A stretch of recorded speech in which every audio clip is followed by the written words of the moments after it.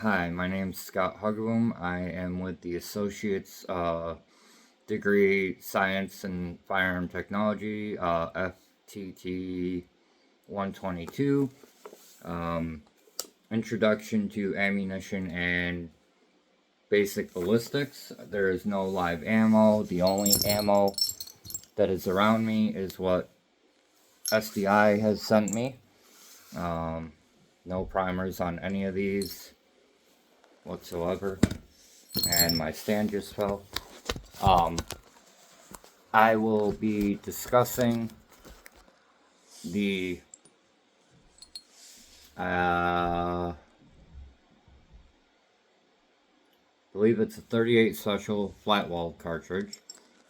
And there goes my stand again. And I will also be discussing the 223, again, no primers. From my understanding, let me set this one down for a minute. The bullet, the neck, the taper, which is pretty much it, the whole thing starts to taper down. The rim that the extractor grabs onto, and the primer. The powder goes in here, about this portion here, I'm assuming. That is the 223, or there's also a 5.56. They look similar, but there's more powder in a 5.56. Hotter round, I guess. This is a flat-walled cartridge, bullet, neck.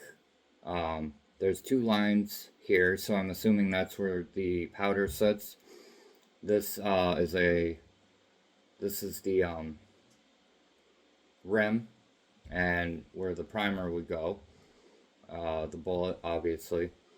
And brass gets used because with when it gets fired out of the firearm, it's a material that's more flexible, I believe. So it expands, and then it contracts when it gets back down to temperature, so it goes back down to its normal size. I believe that this is a very good feature. Do I feel that there is a better option? I think that maybe like a polymer, if they could make it work, or a synthetic type, because steel, as far as I know, the only ones you can reload are brass. I don't believe that. Well, I know that you cannot reload steel. Why? I guess it's something to do with the fact that it's a harder material. And yeah, this one here has a longer neck, bigger bullet.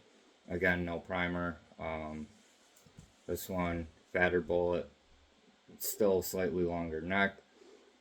This is kind of, in my eyes, this is a somewhat of a flat wall cartridge that tapers with a neck. I'm sure there's more of a better definition, which I'm going to do my research on it. And as for my outside source, I watched Green Light Shooting. It is basic handgun calibers explained, semi-automatic ammo breakdown. It was hosted 7 years ago on YouTube. He talks about semi-automatic cartridges for handguns. He describes the casings, and he goes into detail about the weight of the ammo. He mentions that with a bigger caliber bullet, you will have more recoil, sending a lot of energy back your way when you shoot it. He talks about a 22